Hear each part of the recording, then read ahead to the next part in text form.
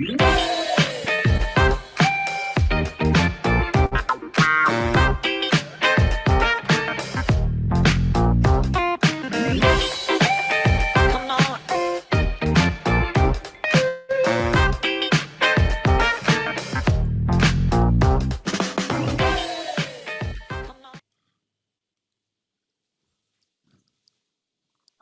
Oh, intro. That's Lauren Stiggs. Okay. Hi, my name is Carly Vernon. Can you see me? Yes, we can. You can. Okay. My name is Carly Vernon, and I'd like to welcome you to the Do It Live Autonomy podcast. Today is Saturday, November 26, 2022. And this week's theme is parenting, yourself and others. Though he needs no introduction, I'd like to introduce my co-host. He works in the background doing mysterious and magical things that keep the Grand Theft World podcast rolling smoothly. You can imagine how pleased I was when he agreed to co-host with me. Lawrence Driggs, also known as LD, you're joining us from the state of Washington on the Pacific Northwest side of the United States. Can you come out from behind the camera and tell us a little bit about yourself? I certainly can. Yes, I'm coming to you live from a coffee shop in Spokane, Washington. Yeah, I'm a freelance video editor, live stream producer, publisher, working with the Autonomy Unlimited team, Grand Theft World podcast team, and a few others out there. And yeah, I've been living up on a ranch for a couple of months up here in Northeast Washington and living a different kind of life, and just got to share a little bit of that, a taste of it, with my wife, Candace.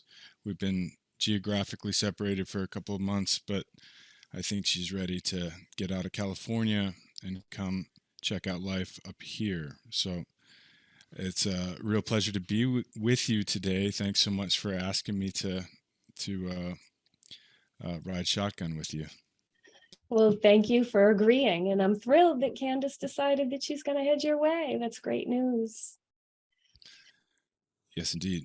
Yeah. Well, we've got an amazing lineup of guests and content to fill your hearts and your minds. So let's talk about what our audience can expect in today's lineup, shall we, LD? As we mentioned, the theme is your parenting yourself and others. Today, we'll be talking to the heart. We'll be getting to some advice and guidance for remaining calm and steady in uncomfortable conversations. And we'll be introducing the newest group in our forum, parenting. And lastly, we'll be having a bit of show and tell as the members of Autonomy community share some of their new skills. So stick around to the end so you don't miss a beat. LD, we've officially entered the holiday season here in the US. Thursday was Thanksgiving. How was your Thanksgiving? It was fantastic. Yeah, it was a real pleasure. Went to 3 different places on Thanksgiving after a bunch of preparation the day before and the day of, and was feeling very blessed to be included with a bunch of great people, many new faces, a few I'd seen around a bit, but meeting many people, and it was really a special day. Wow, 3 places. That's pretty awesome. How was that? Yeah, well, it was all the same neighborhood. It wasn't that bad, but Not a long drive. it was a tight schedule. How was your Thanksgiving? Mine was really good. I had a 2-hour drive to go see my boys and their dad and spend the day. And we had a lovely meal, a hike, and another 2-hour drive back home with a full belly. And a full heart. So it was good. It was good. Very nice. So the holidays are opportunities for friends and family to gather and have deep and meaningful experiences and discussions. For many, and especially within the last almost 3 years, these are also potential times of stress, argument, and polarization. Lately, conversations with meaning require some eggshell maneuvering, as they're potentially explosive, especially when we're emotionally and logically unprepared. When this is the case, the topics are more like grenades, and a volatile environment could pull the pin, truncating the family tree, spewing bitter shrapnel in the hearts of all. When we enter these scenarios, it's wise to be well-versed and well-armed for potential conflict, to diffuse the wick of the gaslight and calm the emotional storms. So let's listen as Richard and Bob Podolsky discuss a tool of insight that we can put in our armory.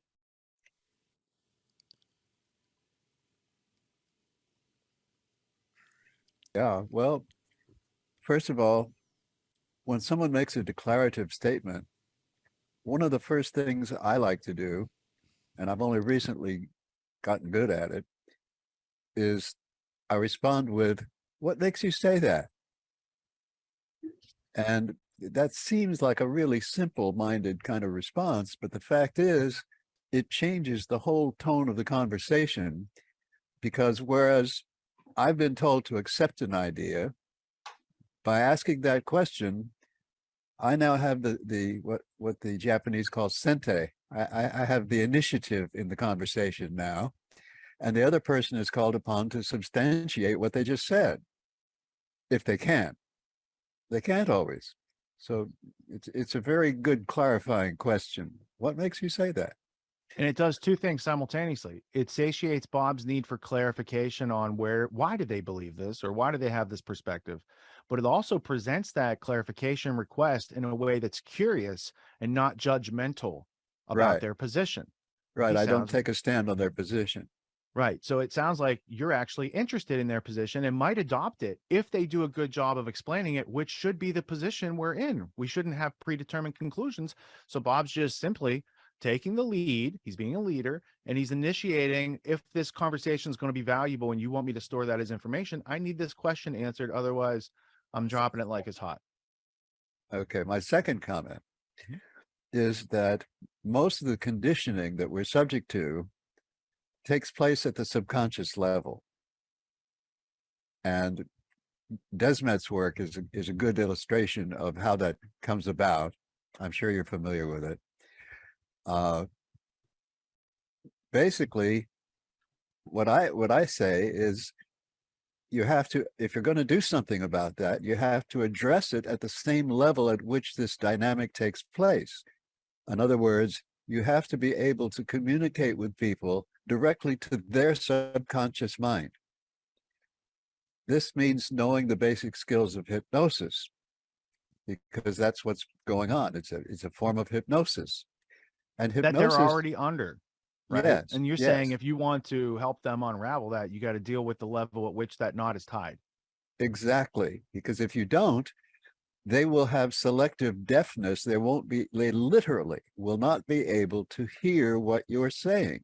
You try to give them some rational explanation of your point of view, and you might as well be talking to a stone.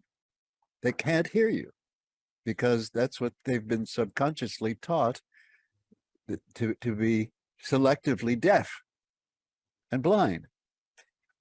So this is why Desmet calls that phenomenon a psychosis, because usually psychosis is diagnosed as the sort of as a prima facie evidence for psychosis is people see things that aren't there, they hear things that aren't being said to them, or they feel physical sensations for which there's no physical stimulus, or the opposite. They fail to see things, they fail to hear things, and they fail to feel things that they should be letting in that sensory input, but they don't. They cannot do that. And so this hypnotic conditioning is literally the installation of a psychosis in the person who's the victim of it. Okay, that can. And it turns out that. Okay. So I found this piece really helpful in a few ways. First, Bob's explanation of selective deafness allows us to appreciate that whatever's going on is not to be taken personally. It has nothing to do with you. They really just can't hear. And as a child of a mother that had selective memory, I can appreciate this shift in perspective and how it allows empathy and compassion to take a seat at the table, diffusing anger. LD, hey, do you happen to know anyone with selective hearing or selective memory? I know a couple people. Yeah, it's You funny know, how that works. it is funny. Well, and then that knowledge gives you a little more compassion, right? They're not, maybe it's not so selective. Indeed. So this discussion also points out the importance of you being able to reply to the same type of inquiry. What makes you say that? We want to trigger complexity on both sides of the conversation instead of dropping a bomb. When complexity unifies, this is where creative ideas and solutions are synthesized. And I believe this week's Red Slide Integration Challenge addresses that. But before we go there, let's talk a little bit about self-parenting, parenting the self. Holiday is made up of two words, holy and day. Holidays and family are a time holidays and family time are an opportunity for us to combine the intelligence of our minds with the intelligence of our hearts, the whole or holy self. This has never been more important than in these wakeful and wokeful moments. It's not just the nuclear family that's in jeopardy. We're faced with the attempted destruction of the family of humanity. And here's where parenting ourself takes precedence, because we all know the airline warning to put on the oxygen mask first before we can assist anyone else. So this is where heart rhythm coherence comes in. The heart has its own intrinsic nervous system, often referred to as the heart's brain. Research at the HeartMath Institute has discovered that communication between the heart and the brain is dynamic. We can command the activity level of the brain from the heart by entering into a coherent state with the rhythm of the heart. This is recommended as the first line of defense, even before breath work. Heart coherence is not a state of relaxation, but rather one of calm alertness, and the perfect state to be in when we're about to step onto the field of grenades in the battle of a lifetime. So let's hear what HeartMath Institute has to say about this.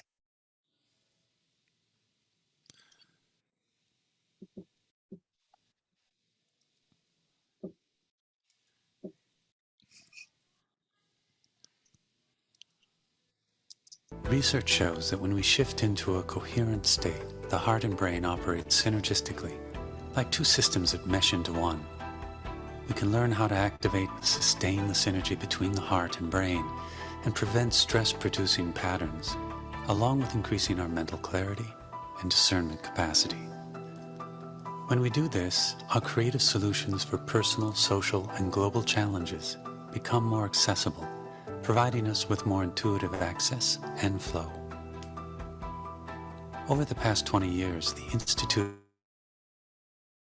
techniques that are intentionally simple and based on scientific research. Our mission theme is to simplify a process for intuitive connection to the soul's wisdom and guidance for unfolding who we truly are.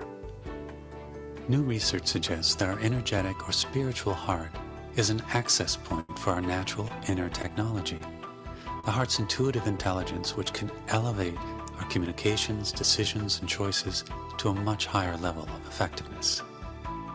One interesting finding from our research is that when people hold genuine core heart feelings such as appreciation or compassion, it naturally increases their heart coherence. We use the term energetics to refer to the systems that we can't see or touch. For example, our thoughts, emotions, and intuitions.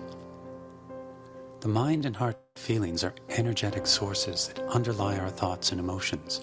They are primary drivers of our biological systems and have a powerful influence on our behaviors, choices, and results.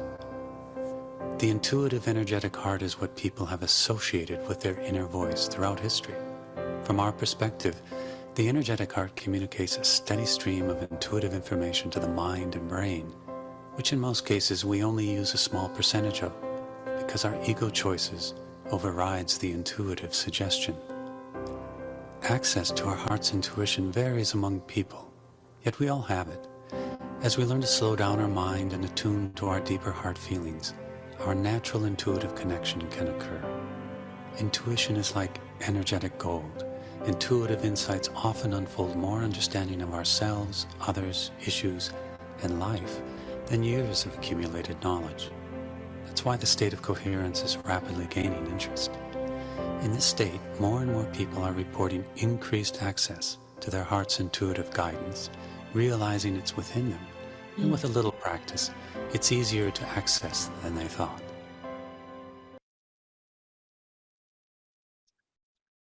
So I highly recommend watching the remainder of that video, that clip, which you can find on the Heart Math Institute's website, or maybe we can put a link to that at the bottom of this video, this podcast. So how does one achieve heart coherence? It's very simple. Place your hand on your heart and listen. Dr. Stephen Porges, the man who introduced the polyvagal theory, recommends to count 60 beats. I don't know if that heart rhythm slide is accessible. Yeah, did we miss the proverb or? Nope, that's next. We didn't miss it. Oh, I guess you're right. I switched it. Sorry, everybody. I switched the, No problem. yeah, that one. There he goes. Get this up There we here. go. That was my bad. My personal experience says that that's just the beginning count. And over time, you become constantly aware of the wisdom in the beat of the drum of the heart. When counting and acknowledging the beats, by default, your brain is listening to your heart. And the heart brain takes the wheel of the autonomic nervous system. And as we move into the following segment, I invite you to take a beat and listen to your heart. Because as the Native American proverb says, there we go. Now we can put that next slide up. Or the first slide. Listen to the wind, it talks. Listen to the silence, it speaks. And listen to your heart, it knows.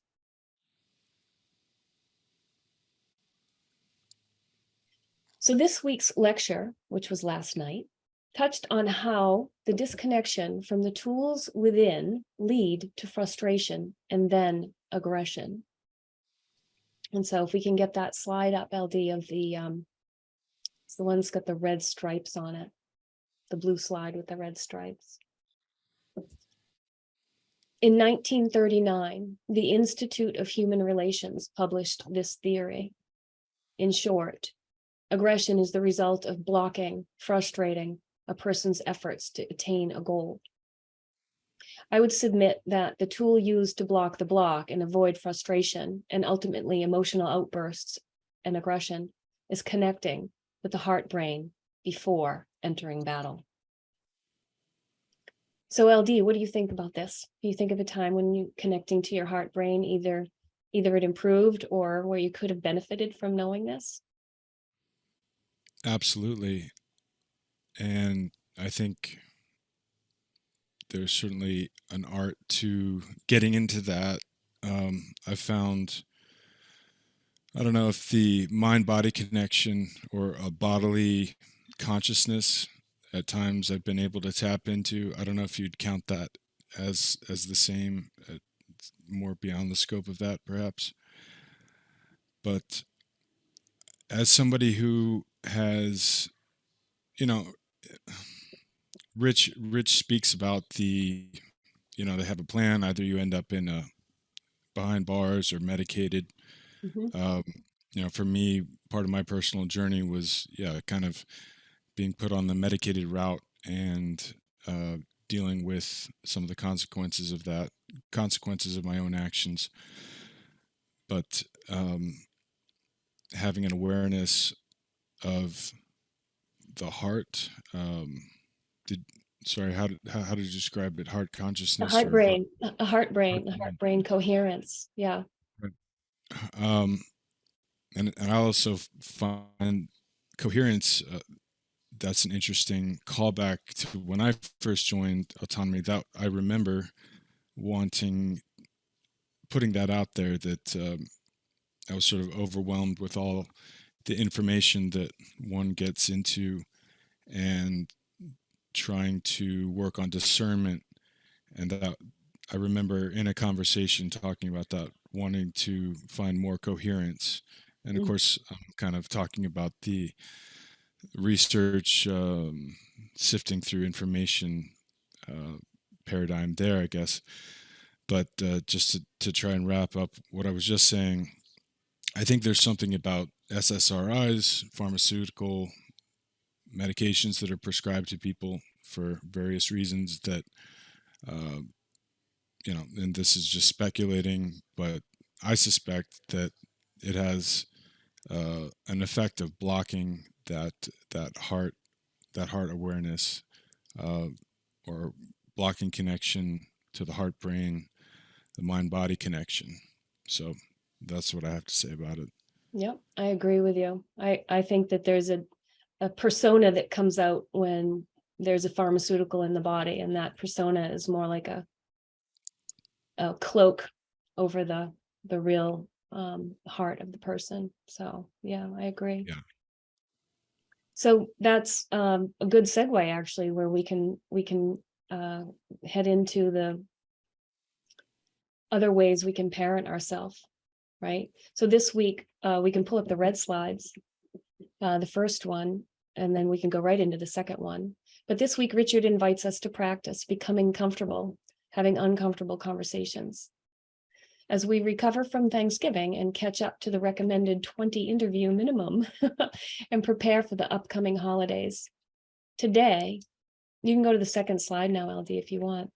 Today, we'll be offering you some fodder for those discussions, as well as bring in some professional assistance that will encourage us all to accept this important challenge so we can be well armed as these holy days with friends and family present. And so LD, you brought up some, you just brought this up, you're on the front lines.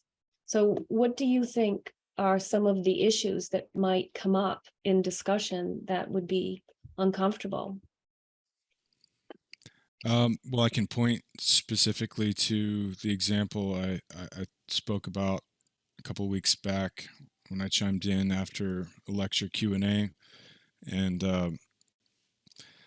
yeah, it was a difficult conversation with my mother, who wanted to come out and visit, and it started simply as, I didn't know, and I just wanted to know, when's the last time you had a experimental medical procedure? And she kind of bristled, and I asked her several times, and she wouldn't tell me. And I just wanted to know as her son, and I let her know, like, I'm really grateful that you are seem to be one of the lucky ones. We don't know what you got. There's all that you can discuss. And I was trying to gauge her awareness of reality, because her reality is transmitted mostly through NPR, PBS, and maybe CNN, MSNBC. So there's that was a difficult conversation. I won't, people probably remember me laying that out. And I don't know, it led to, her reconsidering whether she wanted to come visit me. And, it was all the more difficult because back in January of this year, when my wife and I visited, we were visiting Connecticut and Maine and ended up laid over in Baltimore. We were going to go see her at the end of the trip, but things got turned around. We had a chance to go see her. She didn't want to see us. The hospitals were full. We were unvaccinated. She didn't want to see us. We're on the other side of the country, and she's in her 80s, and it was difficult, as you can imagine. Yeah, there's that grenade that went off, right? There was the bomb, and so that'll be good, because we're about to have a conversation with somebody in a few minutes after a couple more clips, who will be able to give, because that story is probably not too different for a lot of people watching this. And I think we're going to get some really good tools a little further into the show here. Absolutely. So let's show the next clip, because I found it encouraging to see that the narrative is shifting a little bit. And some upstanding medical professionals are starting to get airtime. I like this clip from the High Wire. I think I mined it from Grand Theft World. It's just about 2 minutes long. Okay, I'm trying to find where it starts. At from the beginning to 2:15. Okay, great. Here we go.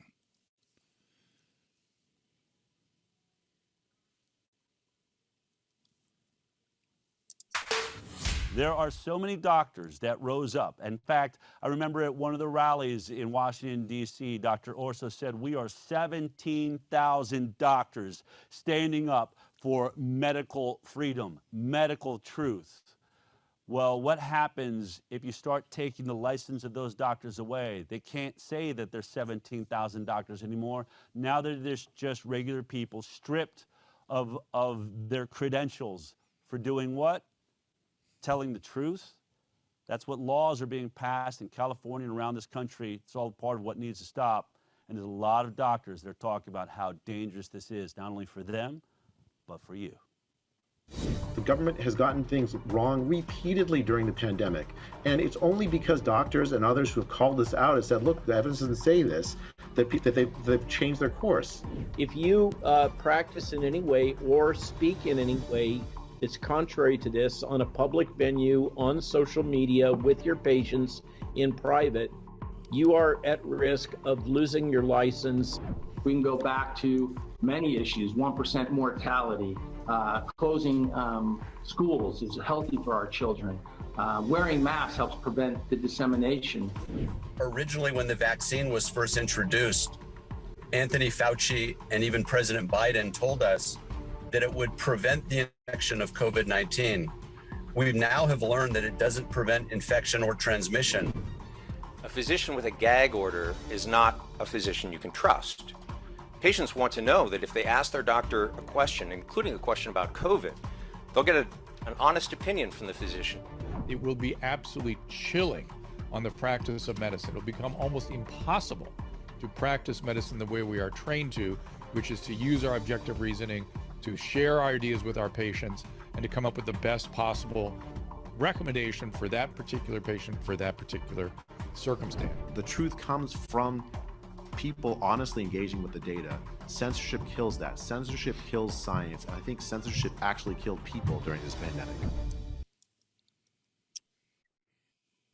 Okay, so there's no shortage of information that you can educate yourselves on. And here's just one quick visual, just a screenshot of a package insert for a well-known medical intervention.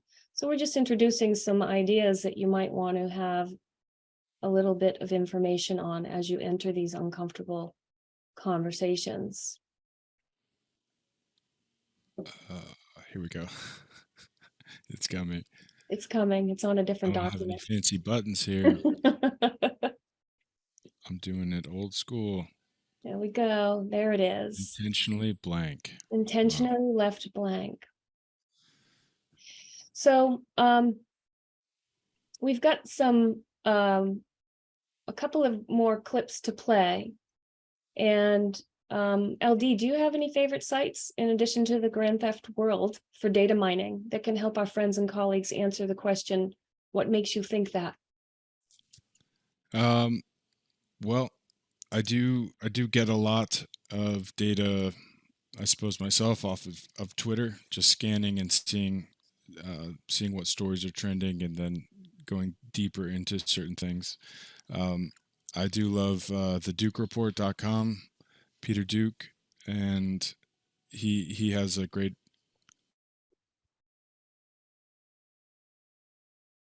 Oh, we lost LD for a second. I'm sure he's going to probably tell us about the Corbett report too. Having a little complexity trigger here. So LD, we lost you for a sec. I don't know if you know that you're gone. Yeah. Provide him some cover. We're also working with Freedom's Phoenix with Ernie Hancock. And that is a tomb of information that they've been collecting over I want to say beyond a decade of news articles that they replicate on their site. So even if the original is gone, it's still preserved in Freedom's Phoenix. And so you can go there and just search and find yourself some rabbit holes. But it seems to be a very dependable outlet to be able to scour headlines and look for articles pertaining to sensitive information, because it's not Google's curated search, which we all are aware of the dangers of that, because they say they have 600 pages on a topic, but really they only have like 10. Ernie Hancock's really built something powerful that we're starting to help him with his marketing of that, so people can understand the depth of benefits that that website has. And Joe's going to be working on a landing page here next week to help people learn about the value and join the newsletter. So we're excited to be working on that. Great. Maybe we can pop a link to it underneath the podcast. In the show notes. In the show notes. That's it. Thanks. I was gonna try and bring that up on screen, but my browser's frozen. But I'll just add that Freedom's Phoenix looks old school. Doesn't look like a modern website, but the functionality as far as preserving stuff that's on there, that's what Ernie uses it for. Everything it comes across, it's all backed up on IPFS. So all that stuff is permanentized, or however he likes to say it. So it's a good resource. That stuff will be there even if it loads slowly. Fab. That's good. Good. Thank you. Thank you. And thank you, Joshua, too. So the times we're in, so now everybody's got a little place to go to do a little mining of information. And I just thought we'd show a little bit of prophesize. These times we're in are bizarre, and it's been prophesized, but not only historically in our recent past. Check these out. We can put the if you want to skip that first one, and we can just do the the fun MP3. Or is it an MP4 of Kathy? Kathy. Yeah, Okay. let's play Kathy for everybody. Let's see.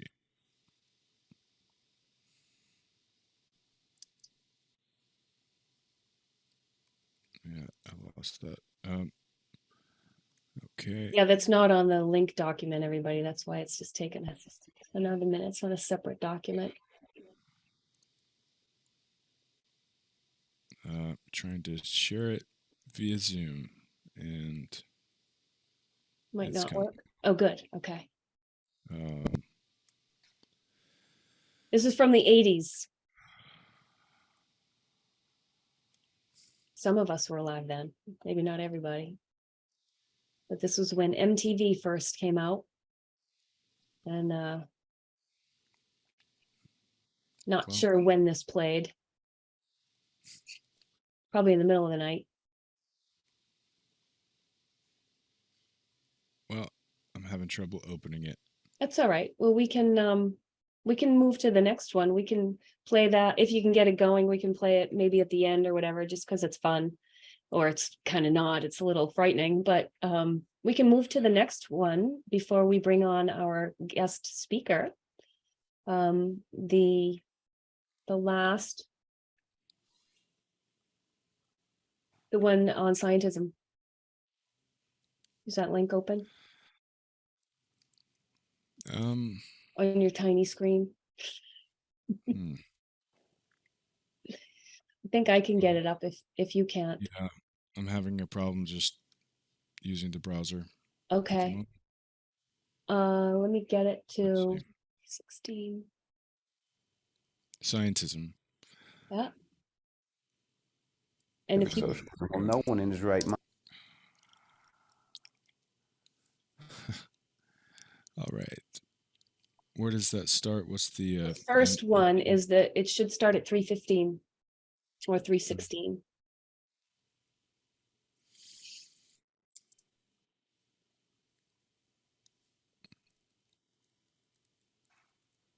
Okay.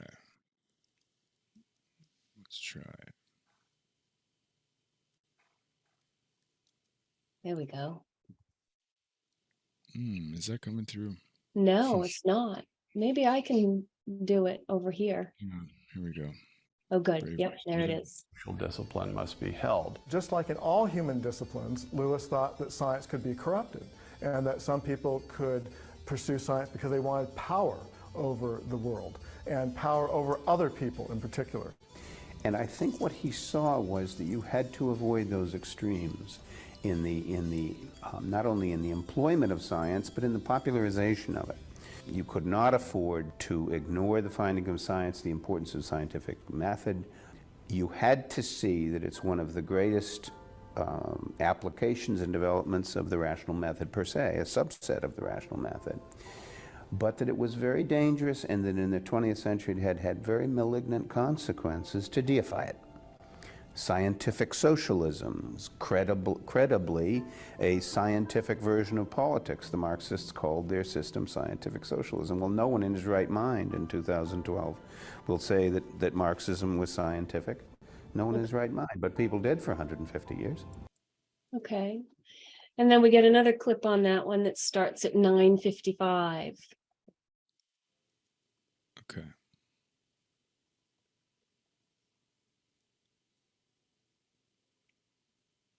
Explosions to guide us, our chances for survival will be far better than those of the people of Hiroshima and Nagasaki, if we act on our knowledge and are prepared. A second way science and magic are similar, according to Lewis, is their encouragement of a lack of skepticism. Now again, this may seem just completely outlandish, because science, how does that promote gullibility? Science is supposed to be just the hard facts. Now, of course, magic, you could think of in the tribes has a witch doctor and they believe whatever the witch doctor says. And so being magical thinking can promote a type of credulous thinking where you just trust what the authority figure says. But how does science promote that type of credulous or gullible thinking? Lewis pointed out that in the modern world, people will believe almost anything if it's dressed up in the name of science.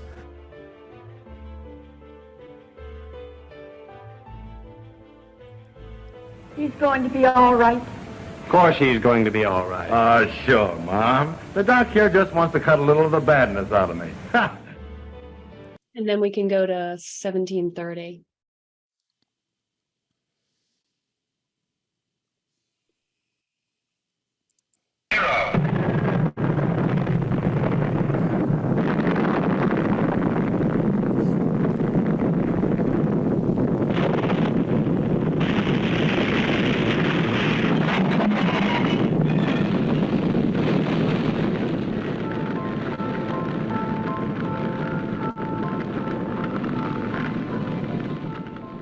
The third similarity between science and magic, according to Lewis, is the quest for power.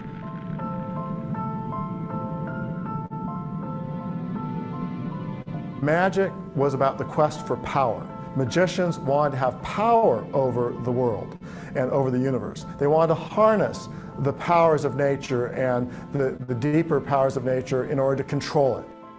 And Lewis said that much of modern science, not all, but much of modern science was actually devoted towards power over the world. For many people in the 20th century, the power of modern science was its greatest virtue. They hoped science would usher in a new age of peace and prosperity, a scientific utopia.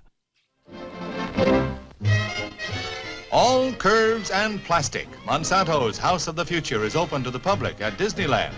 The four-wing plastic shell makes a snug and solid 5-room dwelling designed for a family of 4.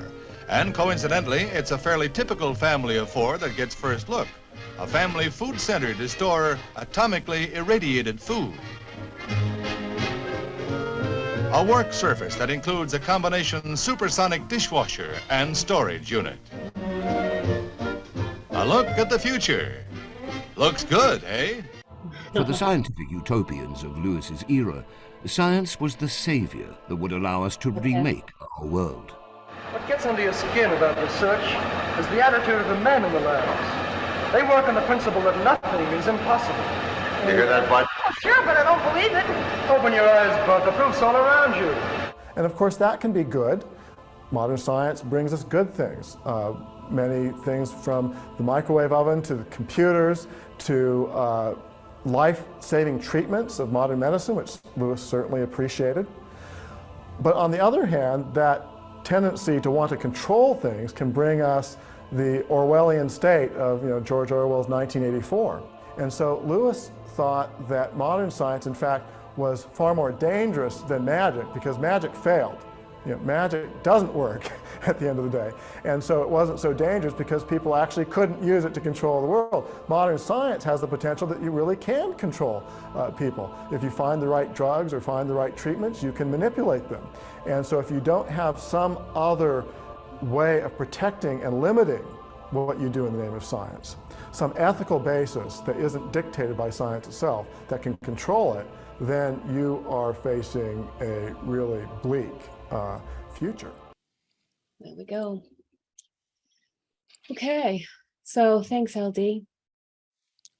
So that's a little more fodder for your research, but also I'd like to bring on our next guest to help. He can help us navigate these rocky roads. I'd like to invite Daryl Becker, whose class entitled Mental Emotional Kung Fu is the Perfect Roadmap. I had the pleasure of chatting with Daryl, whose insight and training is vast and deep, and whose presence is both relaxing and empowering. I'm excited to experience his techniques on a personal level, and I promise you that I'll be posting about my successes in our forum chat in the weeks ahead. So Daryl, welcome to Do It Live. Wow, thanks so much for that introduction, Carly. It's great to be here. It's great to have you.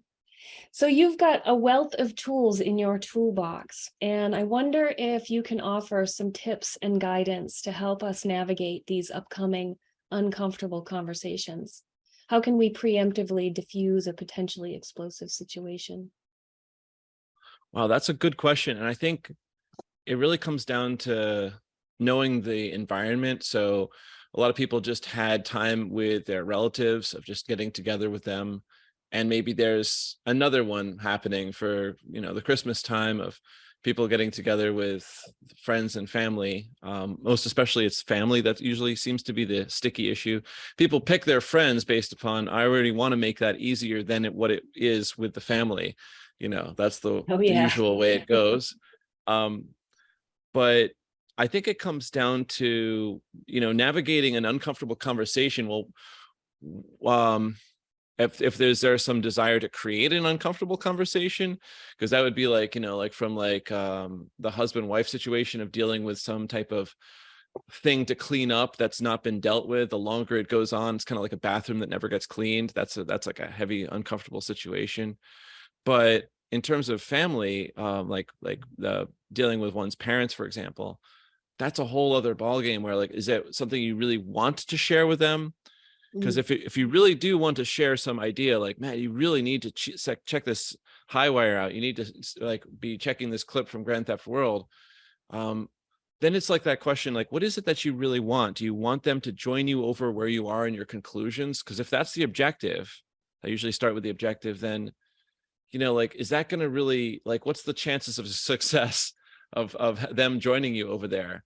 And that means that you really need to know who you're dealing with. So that's where I'm usually coming with, is that really the objective?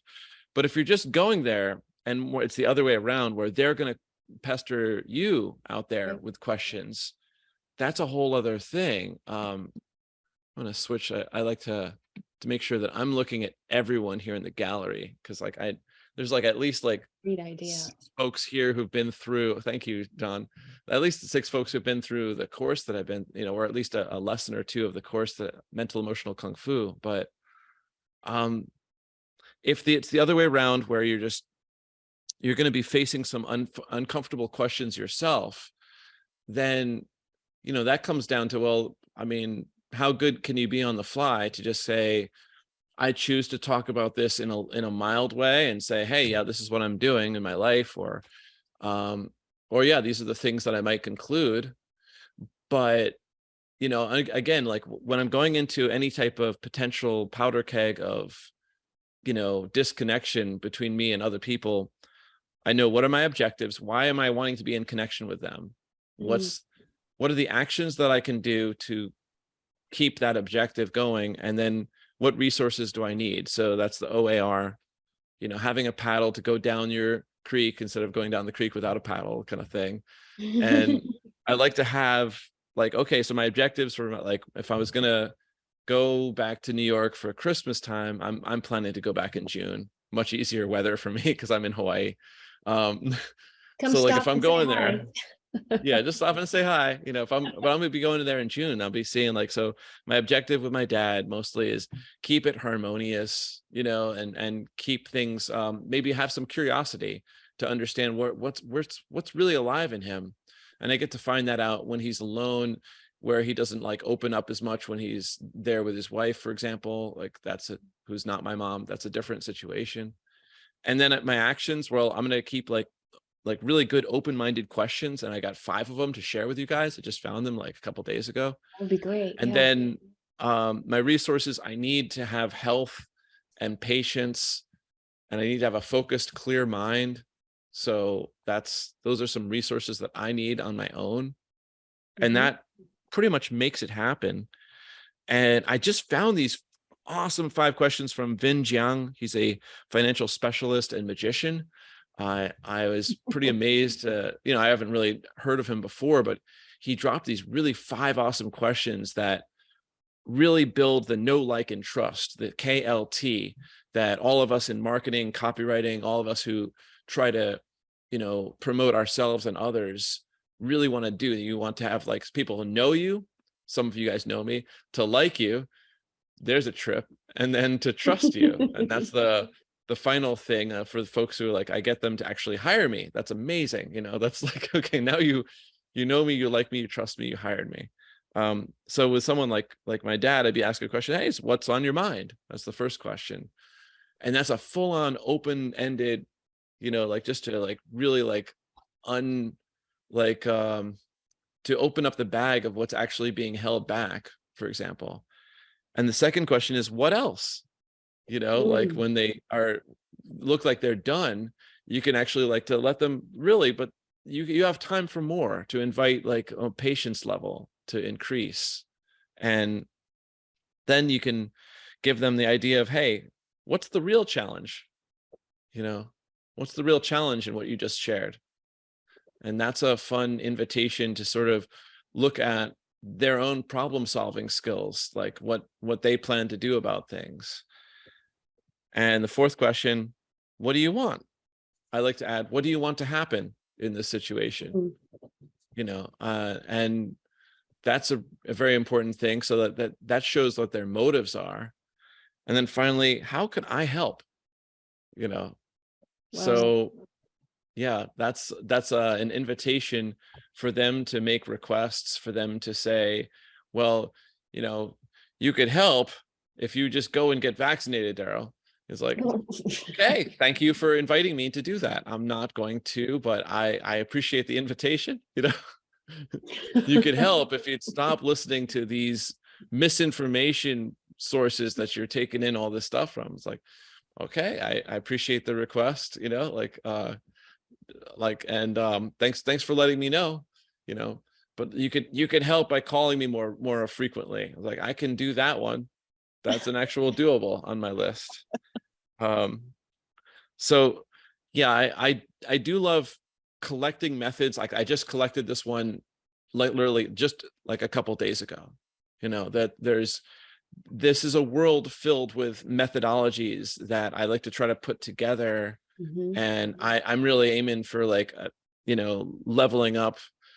My complexity was very triggered for, and still is, for trying to upload everything for Mental Emotional Kung Fu Season 2. And I really had a lot of fun making that. There was some really deep, juicy bits in like that lessons, you know, 5, 6, 7, and 8 were like heavy duty stuff that I've gotten to learn from my time working with the Mankind Project USA.org, I think. And it's interesting like how there's many places like that where people have sourced together all of these psychological tools to give people an edge, like, you know, to put handles on the boxes to allow you to move them around. That's a metaphor I got from you, Rich. Ability to sort of understand, okay, now I can put this handle on it. Now I can move things around. So yeah, that's those are some of the things that I'm covering. I look forward to, you know, giving you a bit more of an inside peek into this stuff, Carly, but I was, can't like, wondering- wait. Yeah, you've got me, my curiosity piqued here. I love the 5 questions, because that sort of, I mean, that opens space, right? That's just saying, here I am, I'm listening to you. It makes me think of one of my favorite phrases by Tara Brach, hear me into being, right? Everybody just wants to be heard. And your response to, well, thank you for the invitation, I'm not going to take you up on that one, right? That it's still okay. I still want to hear what you have to say. It doesn't mean I have to comply, but I hear you. That's great. Right. It's making a bridge of empathy from you to the other person to build that know and like and trust right there. That powerful connection is, you know, probably at this point, for those of us who are going to be engaging in these skills, we're going to be the ones who step up to actually increase our ability to communicate more effectively and connect better. And yeah, usually like in my stuff that I'm teaching, I'm trying to say, hey, you're going to need to balance yourself first before you can really go over there and connect them. So you're going to be needing to step into the space of connection, like where you're connected to yourself. You're now more of an equal balance before you even go there. Kind of like if you're knocked down on the floor and so are they, you're not going to give them a helping hand up until you get up to give them a helping hand up. That's right. So yeah, these are methods like that. But I think it really does also help to know who are you talking to in the realm of what I like to call the 4 friends of curiosity and flexibility and humility and courage. I like to say, like, so, you know, like if I'm not curious, if I think I know stuff that's absolutely 100% true, I'm in the medical field. So I sometimes have like I sound like I have a strong conviction that on my medical conclusions, for example, but I don't actually, you know, I just grew up in New York and I just sound really cocky and confident too often. You know, I'm learning to like try to moderate what I'm saying and how I say it and the emphasis, but I can be taken like as if I have like a firm conclusion. And that's kind of like religious and, you know, like it's like the scientism that we just like covered in that last clip. People really want to think that they know the real deal. They are, I would say a lot of people, if there was an addiction they had, it's being certain about a whole bunch of core conclusions that they have. They love that.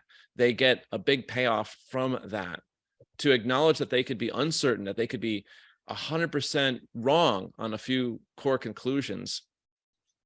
What Well, a that relief would mean that would be. It would be such a relief. Well, you know, it is like, it's kind of like psychedelics, you know, it's like when you finally have that moment of you've expanded your mind and now you see that the world is way more complex than you thought it was.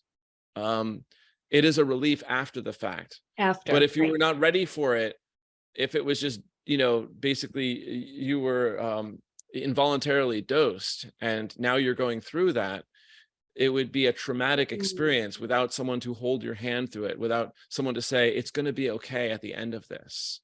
So for people who are firm in their convictions with scientism or with actual, you know, more collective religious beliefs, but the scientism is a collective religious belief that's extremely popular and sweeping the world now. That is a way that they get a salary. You know, there's that expression, it's very hard to explain something to someone and have them understand it if their salary depends upon them not understanding it. I'm misquoting Upton Sinclair, but it's very hard for them to really understand something. Like for my dad to understand what I do medically, what I do mentally, emotionally, what I do with Content Safe to promote like reversal of the damages of censorship and to disseminate more information for people to come up to their own conclusions. It would be hard for him to parrot that back to me, to do mirroring, and I'm going to explain mirroring in a second. If that means that he's going to suddenly be disconnected between himself and his conclusions, him and his wife and his few friends that he's got, you know, he can't afford that mentally, emotionally. His salary comes from his connections to those people. So I can afford to do mirroring. I can afford to say back what he said to me. I can, like, little bits of it, the important parts. I can afford to say that. And when I start that process off, then, like, you know, sometimes the person might be ready to actually do the same, and they actually say what could you, like, hey, would you be willing, Carly, to say what I just said before, what I was just giving back, you know? And, like, since we have a connection now, like, you'd be like, oh, I'm cool with giving that a try. Yeah. Yeah. 'Cause you Mirroring feel is a safe. great way. It is a great way. Yeah. With when there's safety. But it's kind of between those two perspectives, with what's the firm convictions of religious, that's low curiosity, and then the open-minded, full-on curiosity. And the same with flexibility, with those who can flex to different, like a different reality tunnel, where, you know, some of my friends would be like, there's no way it's a flat earth. There's just no, I'm not even going to look into any of the evidence on that. And I'm like, well, if I don't look into evidence for something, that's not a good sign for me. That's very off brand for me, you know. If I'm like not curious and I'm not able to open up to it, you know. I'm not saying like I'm concluding it's a flat earth. I'm saying if I'm unable to look at that, or just simply because I dismiss it, saying it's not worth my time, like there's no evidence. Well, you know, it's an exercise of flexibility that I'm going to engage, and So I'm not going to be like that. How would you, if you, let's say you were engaging with somebody with a rigid mindset like that, right? What could be an avenue in to soften the rigidity? I love that question. So that's to know where the person is curious elsewhere in their life is the way to go in. So if you can speak to the other person's interests, if you can just know what those are, you have an avenue in to get to connection of that, what they're really skilled at, what they've spent decades studying. I always go to the, you know, that third quality of humility, what they have humility around. So when I started practicing medicine, I thought I was so competent and amazing until I found out I wasn't. Because I had what I was doing and what the impact and results were nowhere near what my medical teacher was getting. So I didn't have that. And I know when people go into contracting carpentry and they're actually, like, you know, starting work at doing that, like getting jobs and doing the work, and they're finding out like the difference between what they thought it would be like because they were working under other contractors. And then all of a sudden they're finding all these things that their contractor that they worked under had to deal with, but didn't explain to them. So they gain humility. So I speak to the person's proficiency. Like when my dad, when you started off birding, you thought you just had to get a scope and go out there and just like maybe listen to some recordings of the bird calls and you'd be able to find them. But reality is you found out it was a little more complex than that, right? Yeah, and you need a Sibley guide, and you need to go to the Audubon, and yeah, right. That reminds me of something I learned I think I was in my 20s. It helped teach me humility, and that was that everybody wants to teach you something. You just need to find out what it is that they can teach you, and then you build that connection there, right? So, well, these are great. These are like amazing tips and tricks. We've got our 5 questions, right? We've got our or, and the 4 friends. I jotted them down: flexibility, humility, and curiosity. What was the 4th friend? That's important. That's courage.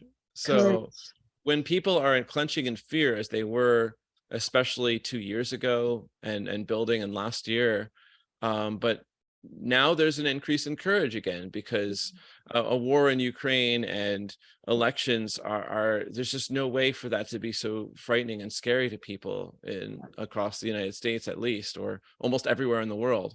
Yeah. The fear level is down, so the courage level is up. So you can help to encourage people to build their own connection to being brave. And that can again be about pointing out some challenge that they're actually facing. This is the serotonin part.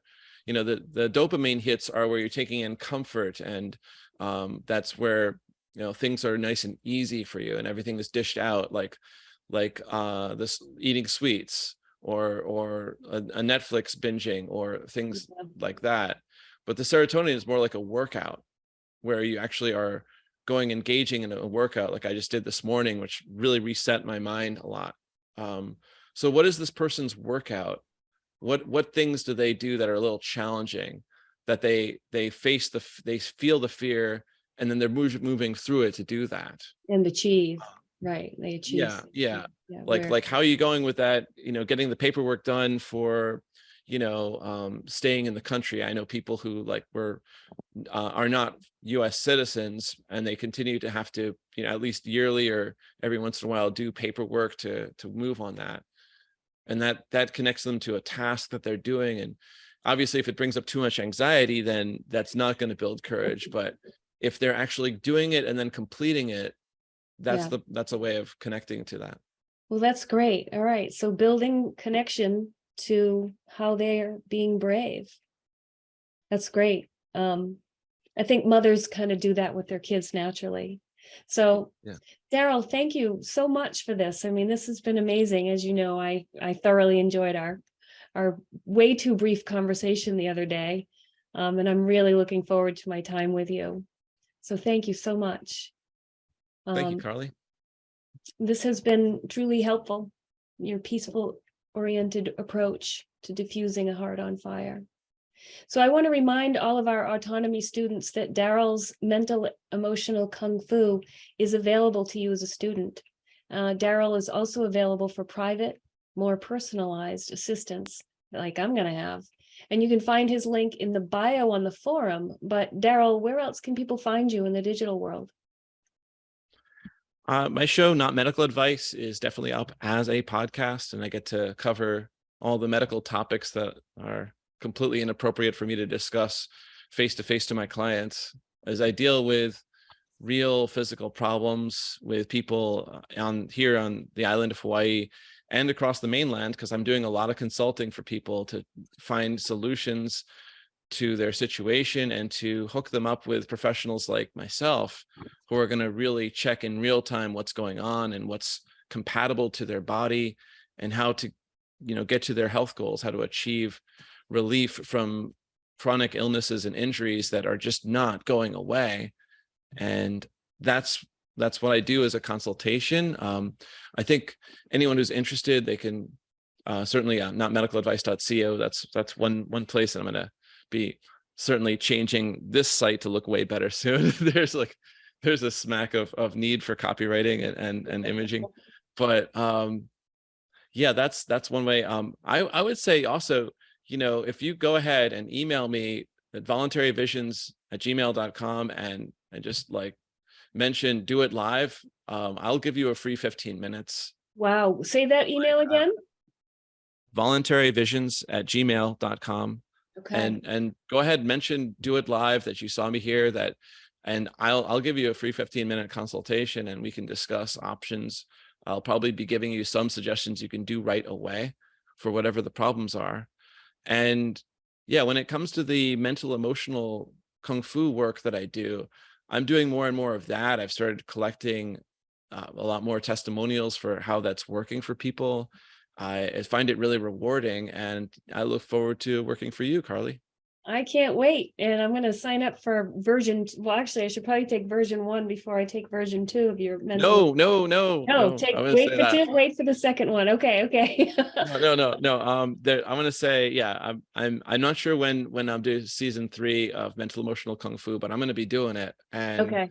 Well, I'll have my private sessions with you beforehand, so I'll come in fully loaded. All right. Well, thank you again, Daryl. It was an absolute pleasure, and I'm sure everybody was thrilled to hear all of your points. So thank you. Thank you. All right. So let's move on to our next segment. We have been looking at ways to parent ourselves.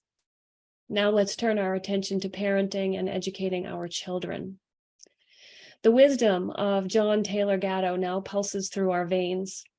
The plan of the government to dumb us down and enslave our children has been exposed. And now we set the plan up to fail and our children to succeed. Many of the members of this community and around the globe have made the decision to educate their children at home. In response to this need and a desire to open up a dialogue, Stephanie Kosonen, I hope I'm saying her name right, conceived the Parenting Forum. The unexpected enthusiastic response certainly triggered some complexity for Stephanie as she worked her way through finding just the right time slot to accommodate all the members from around the world. So let's hear what Stephanie has to say about her dreams for this group. She couldn't make it live, so she was kind enough to put together a little video clip for us. LD, I hope you got that link that I sent. Good. The PE meetup. Here we go.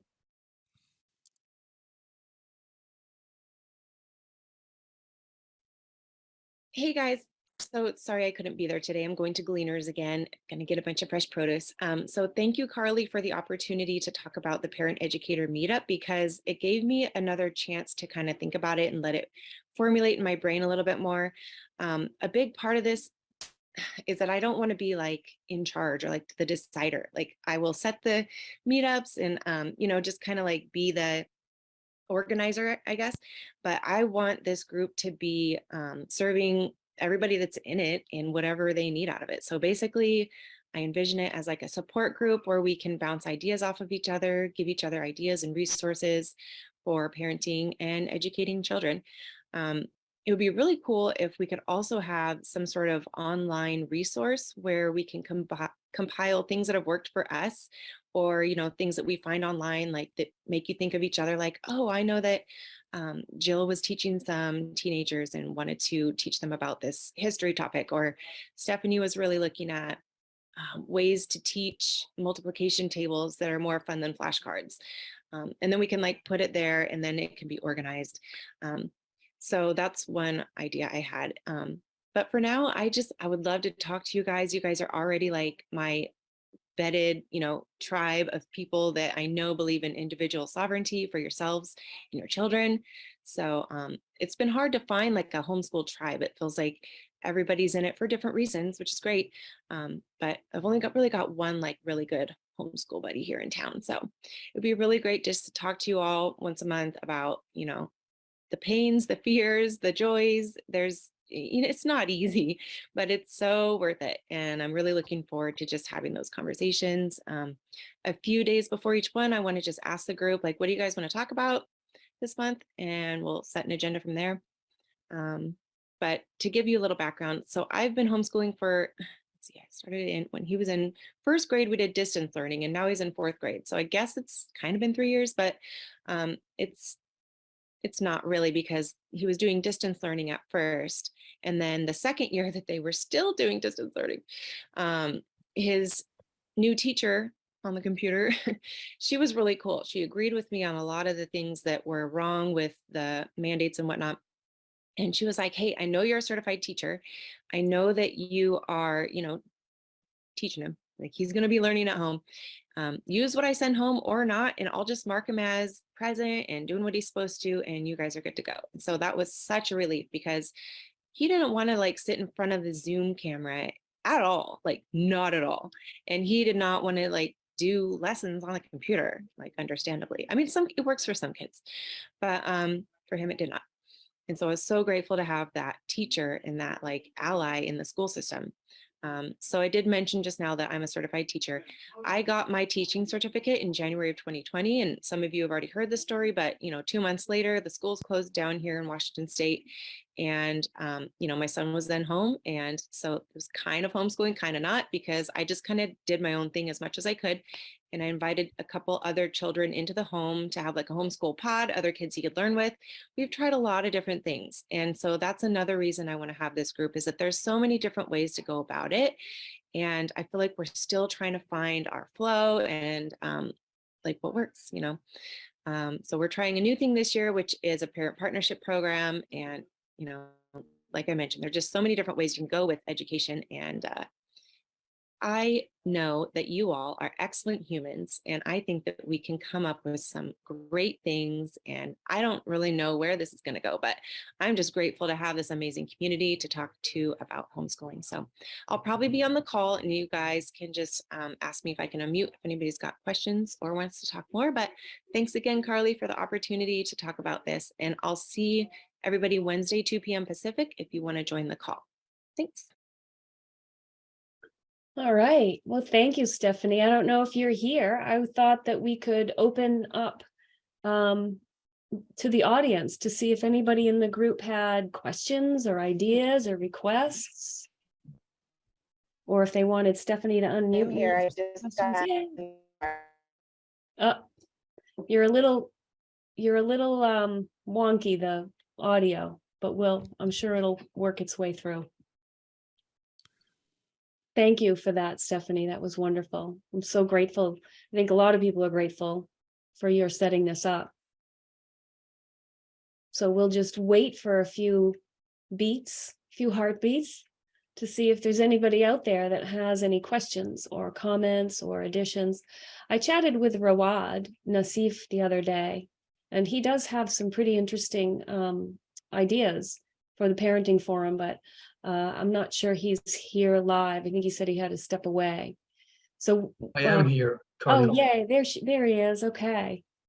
Yeah, I have an idea actually. Now that I listened to what Stephanie had to say, my new discovered passion is that I like to design courses. It's probably most people know by now. I've been posting a lot in the forum, and I was thinking maybe that can be an initiative that I would like to start with, which is to build courses for kids around things like digital marketing or anything related to technology. And maybe that meetup could be the starter or the starting point. Because I feel that most of the time observing and reading, it's rarely mentioned any talk about technology or maybe entrepreneurship even, which can be combined together. For instance, I designed for adults, but maybe that can be something for kids where it can be a few months long where they can come and build a website or a business that can end up being a business, and we can build courses around it. So it can be hands-on and using that platform as a way, or as a reason, motivation for me to work with others to build it. Basically, I don't know what you think about that, because most of the time people are afraid of technology and they say, oh, we want privacy, so we will go totally analog. But I think that's a kind of a denial of reality, and it's not really constructive. We need an army of people who can build stuff that can counter what's being presented to us. Not necessarily something that goes viral, but something that you can use within a community. And I think I love that idea. Can you guys hear me better now? Yes. Go for it. So I'm driving, so I will just go off mute, but not camera. But I love that idea. I recently was pulled into a free webinar because it showed this couple. They were doing it as a family. They ran like a Shopify store or 20, I don't even know. But what really pulled me in was they had their daughter on the ad. It was like a really short TikTok ad or something. And it showed her checking her analytics of her online store. And I was like, wow, my son would love that, just to be able to build his own little business and watch some money roll in and learn all about it. It's a great idea. Yeah, and Stephanie, that actually addresses the concern that you and I were having about the argument with the kids with the online time. So instead of them just sort of, consuming, they would be participating in building and creating and learning. So then we're not going to want to drag them off the computer so much. So that's Rawad, that's brilliant. That's a great idea. I look forward to see what happens on the forum with that one. I think you're going to get a lot of feedback. Yeah, I hope. So when is I forgot when the date of the meetup is. It's like in next week, probably. Yeah, it's on Wednesday. Yeah, perfect. Yeah, we can discuss it a bit more. Yeah, and then the forum is in the the group is in the forum on the left-hand column. The name of it is Parenting. You can find it there. And for the audience, the rest of the audience, if you haven't already, if you're a parent and you're interested, go ahead and join the group there and add to the thread that Stephanie already has put up for requests. So thank you, That was Ruel. really great. Yeah. If I could just chime in on that. I look forward to checking that out. And it just reminded me of right before I joined Autonomy, one of the things that brought my attention back to the offer of Autonomy was listening to Rich on, I think, Freeman Beyond the Ball, Pete Quinones podcast. And it was just something that stuck with me that, you know, speaking of the consuming of media and how do you move from being a consumer to a producer? How do you channel the input, do more processing, and work on output of your own? And, you know, it was just a very simple explanation. Like, well, anybody can save links and take notes and then compile that and create their own media out of it. And it sounds so simple, but that stuck with me. And then I realized over time, you know, I became a part of the effort helping him with Grand Theft World, and that's what I've learned how to do. And to incorporate that into homeschooling in this era, I think that's fantastic. And he said something that, did you say something about understanding the social media influence, sort of that whole sphere, and how we're kind of under attack? I think he said something like that. And it reminded me of, you know, in past weeks, I'd been talking about trying to organize an effort to understand psychological warfare and how it applies in, you know, we're in a 5th generation war. And so understanding that battleground, which it is, I think you step into social media, you jump online, and you need to understand that that's what you're in. So that's part of a couple of efforts that I'm working on in the background. So that sounds like another really great class for not just the parents, but to put together for the kids to understand that, right? To gear up. And I hadn't thought of it that way, but yeah, that perfect for the parents, and then maybe figure out how to do something similar or more geared towards children and social media consumption. So yeah, thank you. I look forward to that meeting. Great. Well, something I forgot to, I did it in the wrong order, I guess, was I wanted to include a clip from Richard talking to Connor Boyack. I don't know, do you have that link, LD? Yes, I do. Okay. I meant to share that one first, but it doesn't matter. No, there are no rules here. There are no rules. We make them. And Delabuisi, right? These types of treatises on human servitude, voluntary, involuntary, what our freedoms are so, they're like the high watermark of philosophy in these areas, and they're not accessible today to most adults. And you've made them accessible again to adults and children through your books, these types of ideas. Like, was that it, or was there more to it? It should start at 3634 and end at 3706. That was it. Really? Oh, I must have miscalculated that. So there's talking. Another. Yeah. Sorry, there's another clip with Connor, but go ahead. Yeah, well, but this one I was hoping, because they were talking about Connor's books, and it looks like it starts right kind of where you are. We can back up a little bit. Well, it looks like, oh, I don't know. I don't want to get, that's a nice meaty clip. Oh yeah, see how they're talking about the books? Yeah, right about there. Go ahead. Let's All right, see. we'll just play. Your books, these types of ideas. Like I've podcasted on this to adults who are super nerdy and tried to explain these things, right? But you have taken the time to understand it, understand its relevance, priority, substance, meaning, and then translate it into something that parents can read to their children and everyone can understand. So it's like a micro course or a micro class.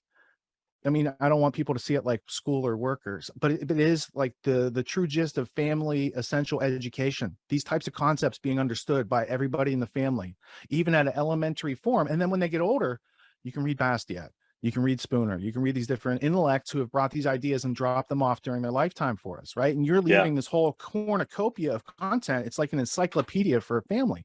So is it unfair to ask you what your favorite book is?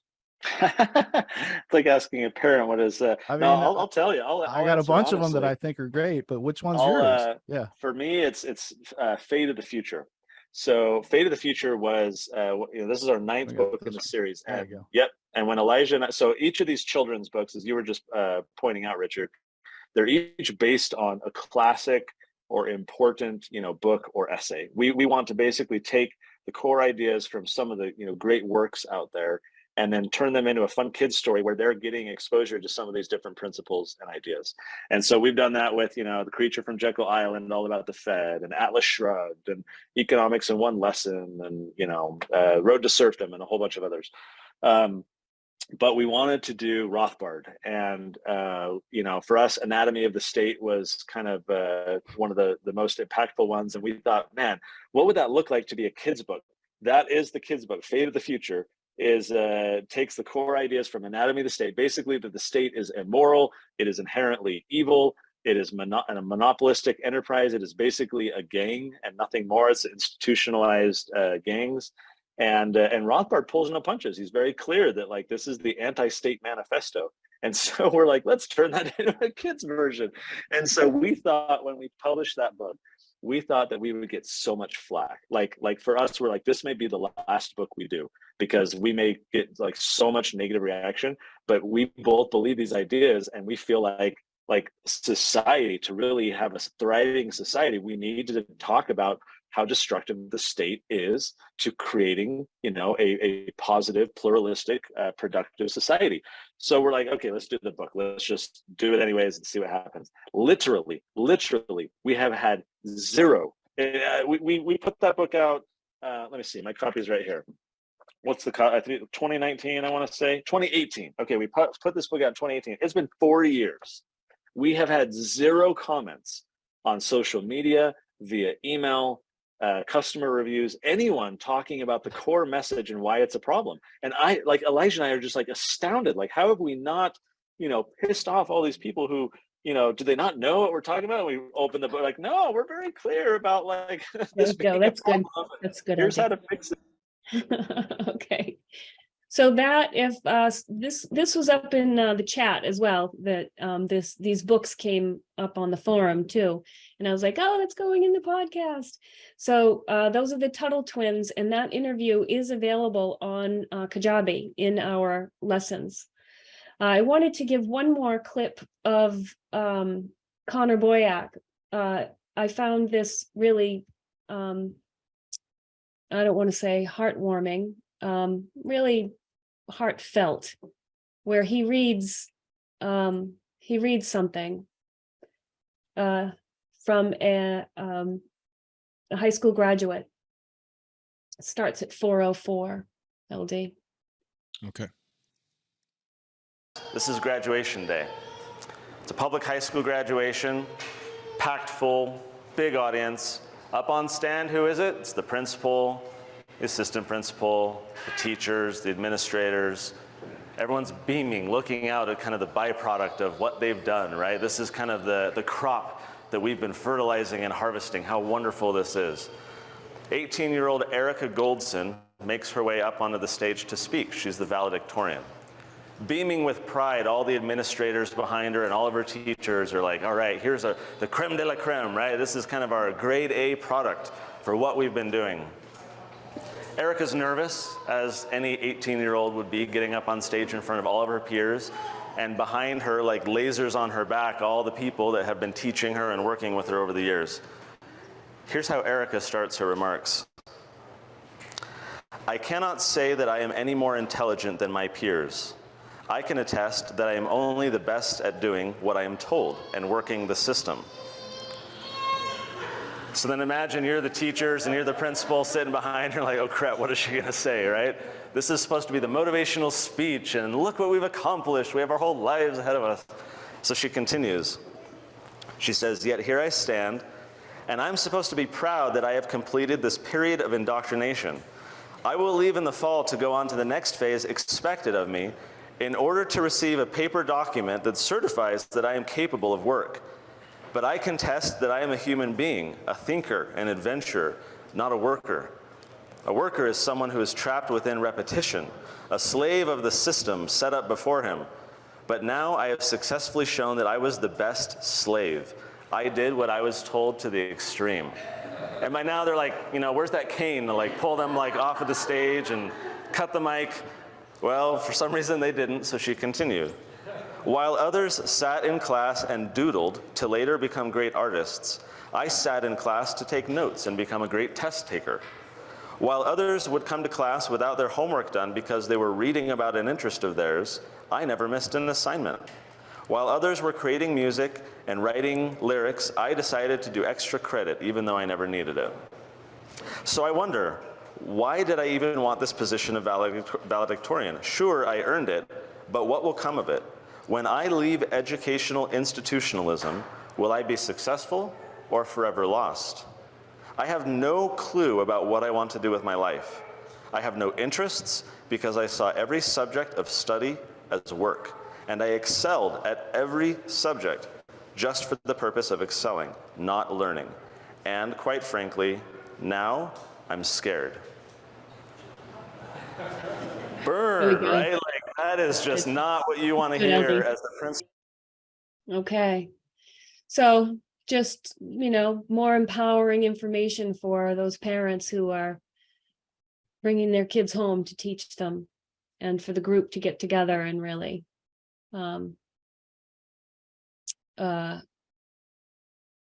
not create autonotoms.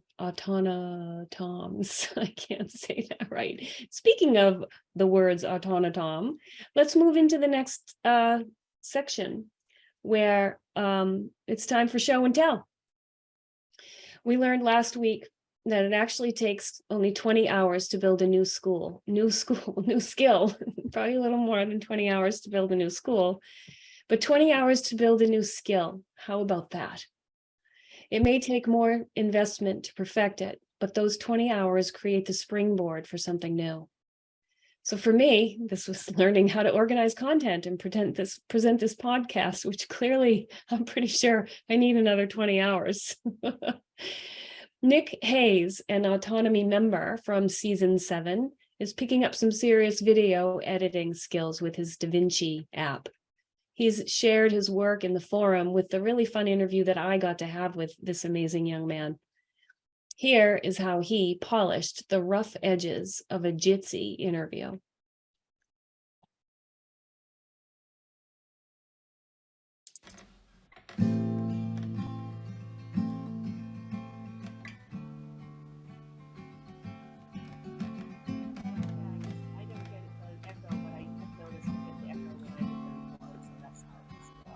So it records this whole window. Okay, cool.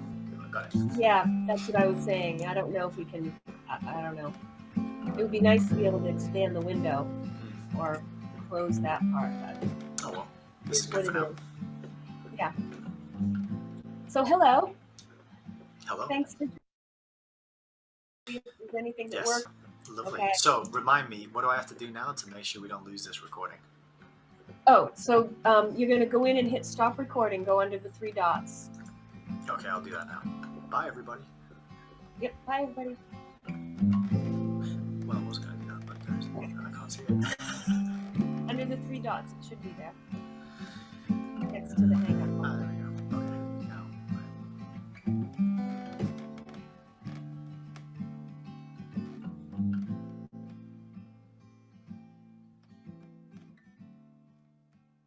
Well, that's quite the skill, I'd say. Nick, I don't know. Yeah, I know you are here, Nick. Nick, was that your guitar? Were you playing that guitar, Nick? I guess I didn't really think about that. That was really well put together. No, I'm here, and that was me on guitar. Nice. Thank you. Very nice. Good work, sir. So how long did that take you to learn that skill? All right. So what I did was I've been making videos of my own recently, and I've just been recording them with whatever I have and uploading them. And so I realized that I wanted to improve the quality of these videos. And so the first I upgraded my hardware. I got a new laptop that could run better, more powerful programs. And then I just started asking some questions, and it turned out that there was a free video editing which we do. So I found the download page and grabbed that. Still pretty straightforward. And after that, it was just a case of using the Jitsi software to record our conversation, and then learn a little bit about how to use the DaVinci software. And so to do that, I just went on YouTube and DaVinci tutorial, and I hit the first video and I think it had hundreds of thousands, if not millions of views. And it was a 40-minute video, and they had each section of the video clipped out to what tool they were talking about. And I just loaded up the program, watched the tutorial, and then just paused it and kept switching between the two to kind of find which buttons to press, and followed along and just made those changes, things kind of. And I'd say I watched 30 minutes of the tutorial, and then probably spent between an hour and a half to 2 hours of things around and messing with it to get the intro and the outro put onto that video. And then also to black out the ratio of the screen is kind of strange. That's because I had to crop the conversation, which has our faces in, and crop out the rest of the browser because I couldn't figure out how to maximize our faces to fill the window. I have since learned how to do that. So frustrating, right at the beginning of that video, I hover my mouse, a little 3-button thing that I need to click to full screen it. I didn't click on it for some reason, but I've learned a little. But yeah, I would say all told, there was probably around 3 hours work just to add that intro and that outro. And I had the audio was already recorded on my phone, so I have an old iPhone and it has a voice memos app, and I've been in the habit for many years now of just thing that sounds nice to me on the guitar. I'll hit record on the voice memo and play it and just get your ideas. And I have 5 years worth of these ideas stored on there, and it's the main reason I still have how to get them off here and onto another device without emailing them individually one by one. So if anyone knows, send me a message, because I could do with it at some point. So yeah, and I just I saw in the tutorial that you could add a soundtrack and add sound files, and I thought, I have sound files. So I picked one that I recorded recently. I emailed to myself so that I could act it via my lap, and then I just it up, downloaded it from the emails, drag and drop into DaVinci on the screen, and then you just sort of move it around a little bit, and the fade in, fade out is very simple, as well as the audio in and the audio out. These are things you can learn. It showed me the power of having a tutorial, because if I'd have had to go in and do all that without watching the tutorial, there are so many buttons and things to press that I don't know how many hours it would have taken me. 30 minutes to watch somebody break it down and highlight where those, it's I always call it the low hanging fruit. And I think that's what the 20 hours is really all about. It's about figuring out, okay, what's the low hanging fruit in this skill that I need to pick up? and learn, and let's grab that and practice that for 20 hours. And then you will be much further ahead than someone who hasn't put that 20 hours in. And to them, you'll look like a genius. And really, you've managed to do that in only a matter of hours. So yeah, thanks for having the conversation with me and inspiring me to bookend and put that skill to use. And I'm looking forward to doing more in the future. Fab. Well, you did that in way less than 20 hours. So I can't wait to see what, actually, we'll do our second interview and we'll see what mad skills you come up with a few more hours under your belt. Right on. Sounds awesome. All right. Well, you know what I did want to show is Stefano, who I don't think he's here today, but he posted something in the forum that this sort of actually goes with the homeschooling stuff too. He did something with his daughter. It was a stop motion film, and it's only like, it's just a few seconds, and it's he's posted a few, and I'll just put up the first. We'll just put up the first one he did. LD, that's in that list. It's back under the parenting and education one with the green. Yeah. Give me just a moment. Yeah. Okay. Yeah. Well, so he worked on this with his daughter, you said. Yeah, he did this with, he's done a few now with his daughter. And this seems like something, I know Joshua said he was taking advantage of that with his daughter today. And it looks like some, along the lines of teaching your children the digital world. Let's go.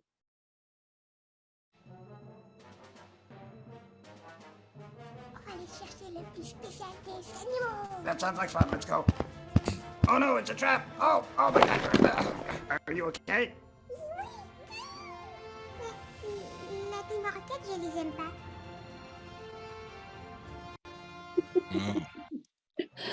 Isn't that adorable? He put like 3 or 4 more up in the forum. So I invite everybody to go back in the forum and watch them. They just tickle your heart. They really do.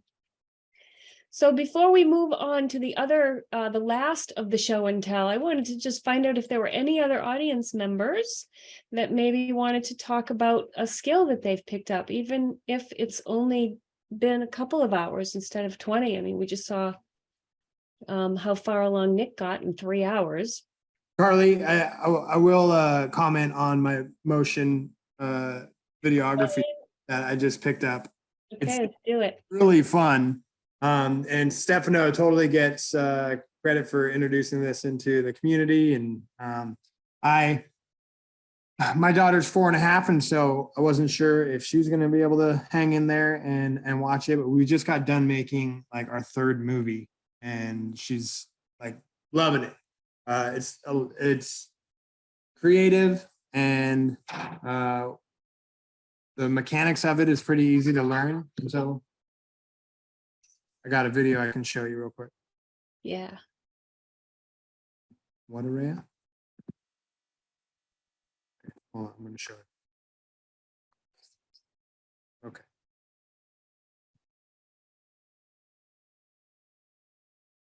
Wait for it. Sorry. Here we go. So this was our first attempt.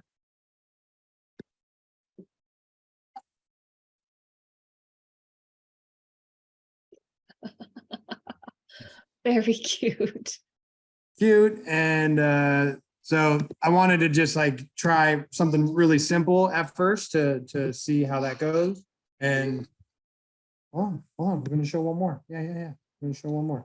And now we've built it up into this complexity of adding more elements to it. And yeah, this is really fun. And I'll be able to figure. I'll be adding this to my own like videography projects, just because it does add in a lot of new elements, capabilities to it.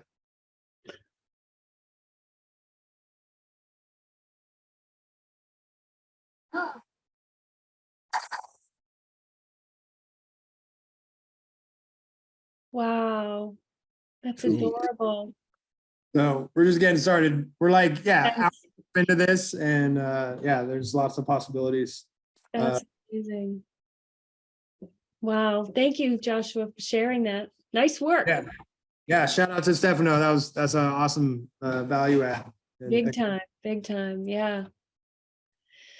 All right. Well, if there's nobody else that wants to come on the show and tell, I do have another show and tell, and that has to do with a new autonomism. I made up a new word for us, an autonomymographer.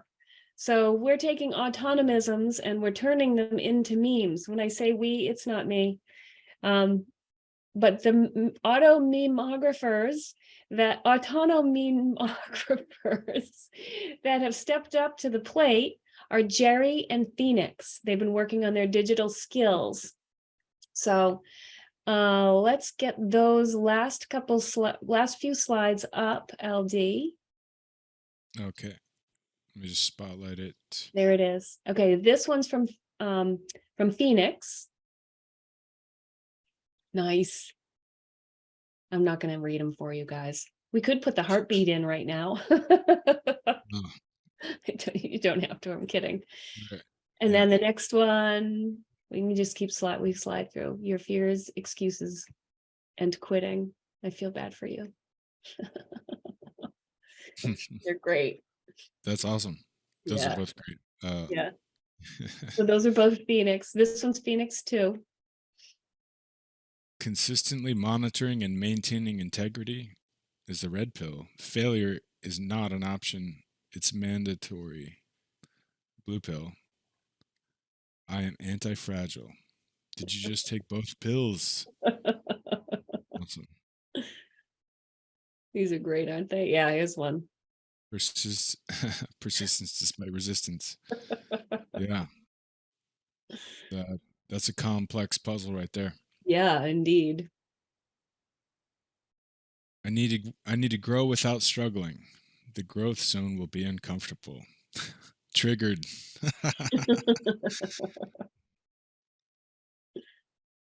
And this one, Jerry sent this to me. Apparently Leah put this up. I hadn't seen it.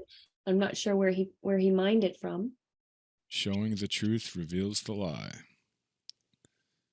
Indeed. And this one's from Jerry.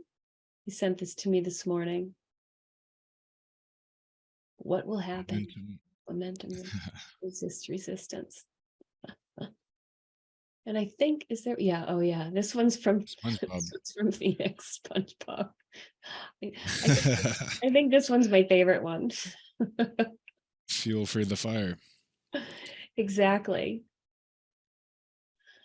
All right, is that the last one? Yeah, okay, so seeing how easy it is to learn a new skill in 20 hours, then really all that's left is to decide what you want to learn, and then budget the time to meet the schedule for how soon you want to know it.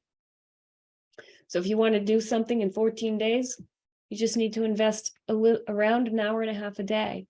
But if you want to bump it up to 10 hours, to 10 days, you just have to invest 2 hours.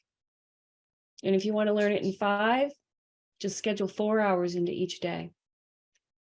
So what are you leaping into as we head into the new year and create some new world disorder?